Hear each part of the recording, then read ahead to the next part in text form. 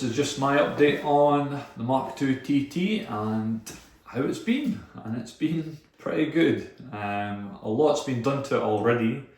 I've only had it for now, just over 2 weeks.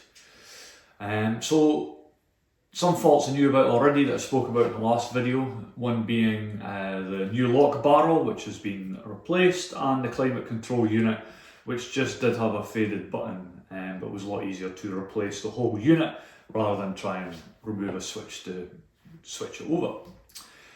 What else has been done? So last thing to be done was the aircon. It was either the pressure switch or there just wasn't enough refrigerant, and it seems to be it just needed a top up of gas. So aircon is all nice and cold the way it should be. The cam follower has been done. Plenty of videos. Car Chris from the TT group's done a good one on how to do that, so I didn't film anything to do with that. There's plenty out there on why you should do that too.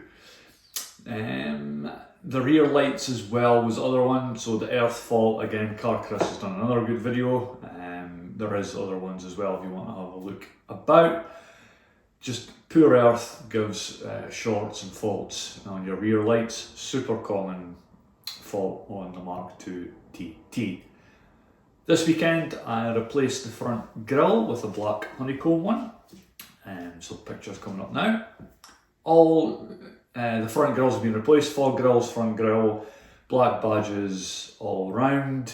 I've put the Mk3 TT badges on the boot. I think that looks a bit nicer, so I've done that. Black rings, and tempted to put the TFSI badge on the back. I'll have a think about that, I'm not too sure.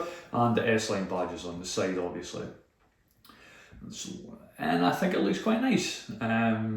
Painted the rear valance gloss black as well, just to give all the plastics basically a nice black, which really pops out with the grey colour of the car normally.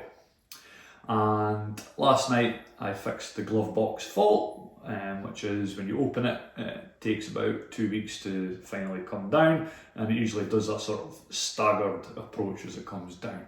Again, there's videos online on how to do that if you want.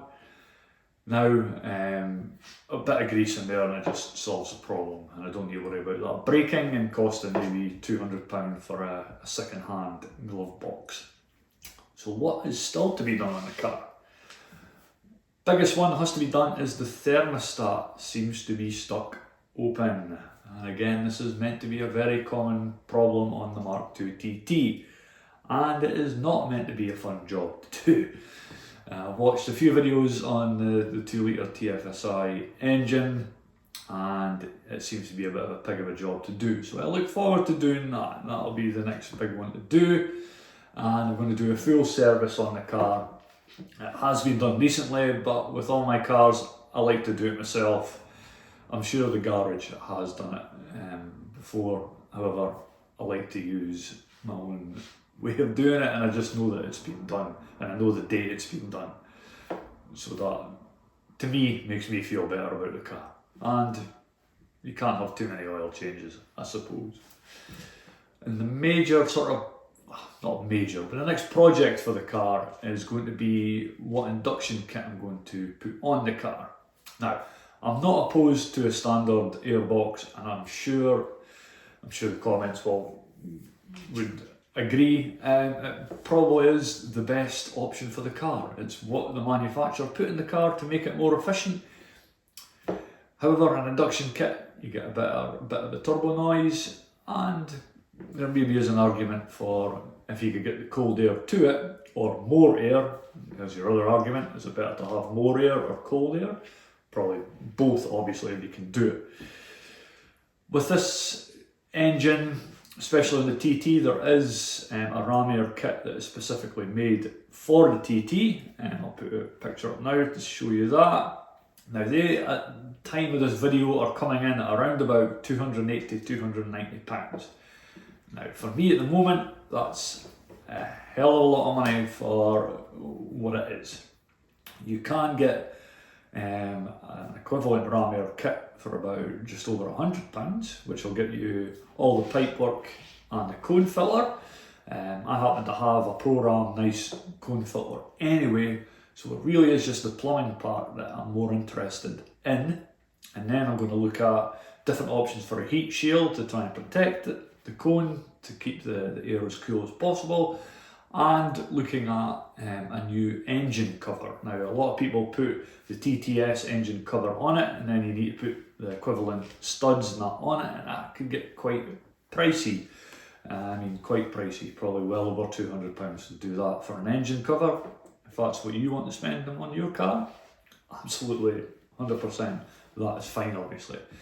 I'm looking at a few different options, and as I go, I'll probably film up a few different ways that I'm thinking about doing it.